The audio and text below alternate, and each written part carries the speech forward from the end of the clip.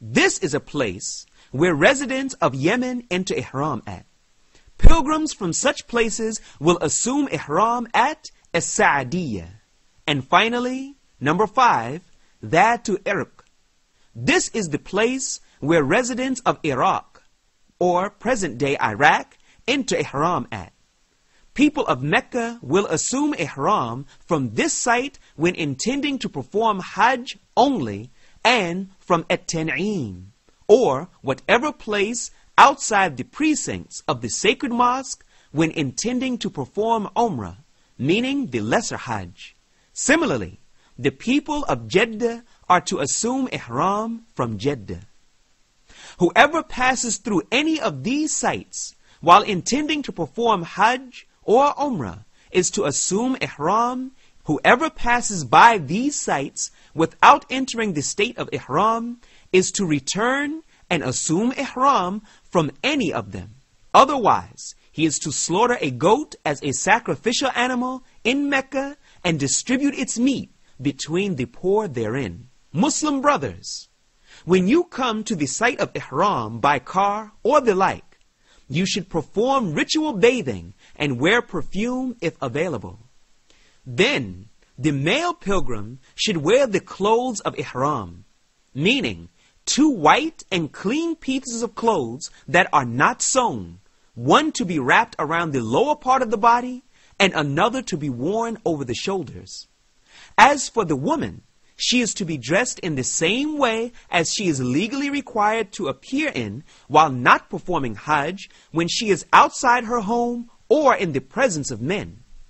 Afterwards, the pilgrim declares his or her intention to enter the state of ihram to begin the rites of Hajj, saying, "O Allah, here is Umrah for your sake." It does not matter if the pilgrim wears the clothes of ihram in his house, then begins to pronounce talbiyah until the car, ship, or aircraft passes parallel to the site where he is to assume ihram.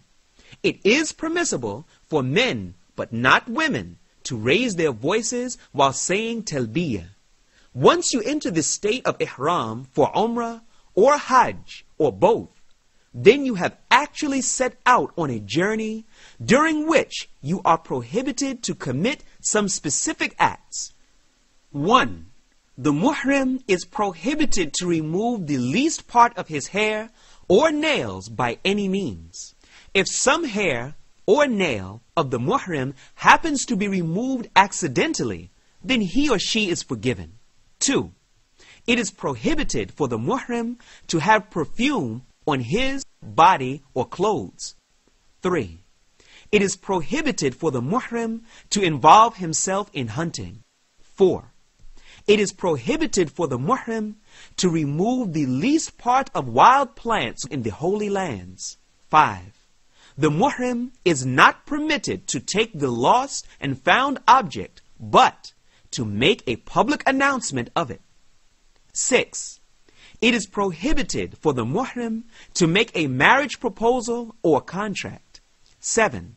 The muhrim is prohibited to have sexual intercourse with his wife or even to behave lustfully to her. 8.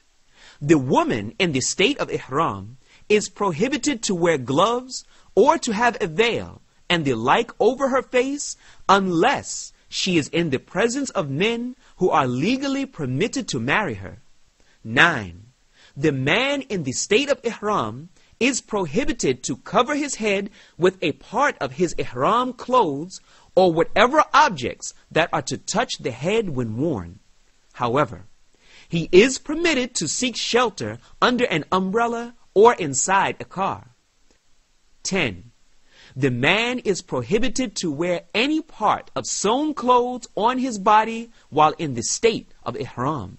As such, he is not permitted to wear turbans, a pair of trousers, hoods, and the like. He also is prohibited to wear socks or stitched footwear like shoes. However, he is permitted to wear a pair of trousers when lacking a loincloth and stitched footwear when lacking unstitched ones like slippers. Thus, the male muhrim is permitted to wear unstitched footwear, glasses, rings, belts, and hearing aids. There is no special prayer to be performed for entering the state of ihram as thought by many people. The muhrim is still required, of course, to adhere to the obligatory acts of worship. He or she must also avoid committing sins, including disputes, offensive speech, fighting, and so on. You have already reached Mecca. The following is the program you should follow. 1. It is desirable for the muhrim to perform ritual bathing upon reaching Mecca. He enters the sacred mosque and says, I seek refuge in Allah the Supreme, His honor and eternal glory, and His everlasting authority from stoned, the rejected shaitan. O Allah, open the doors of your mercy for me. 2. The muhrim is recommended then to make his way toward the Kaaba to begin tawaf, meaning circumambulating around it.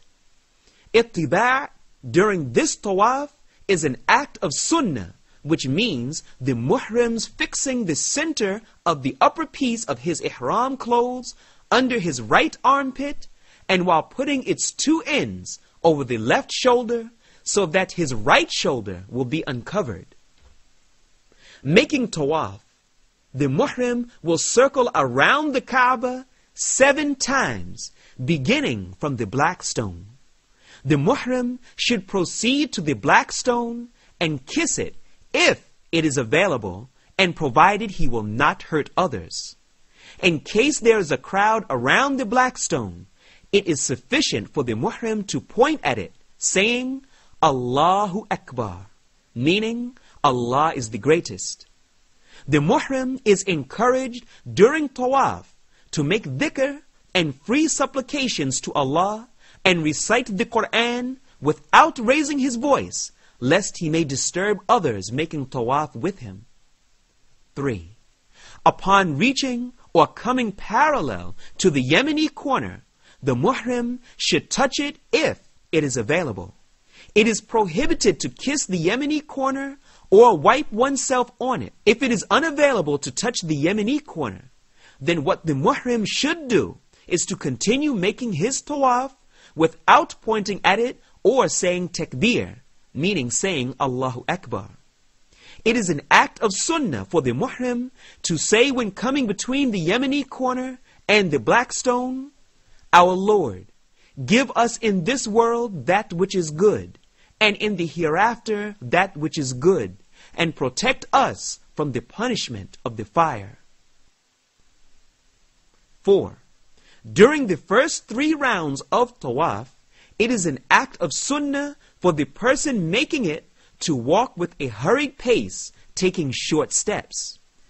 This manner of walk is termed as ramal, and applied only to the arrival tawaf, which is made once the muhrim reaches Mecca. Many muhrims make the mistake when making tawaf. Below are these mistakes. 1. The muhrim may enter Hijr of Ismail during tawaf, thinking that tawaf is to be made from inside this area.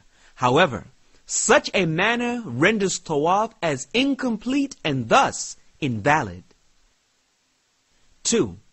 The one making tawaf may touch and wipe himself on all the corners of the Kaaba and the station of Abraham.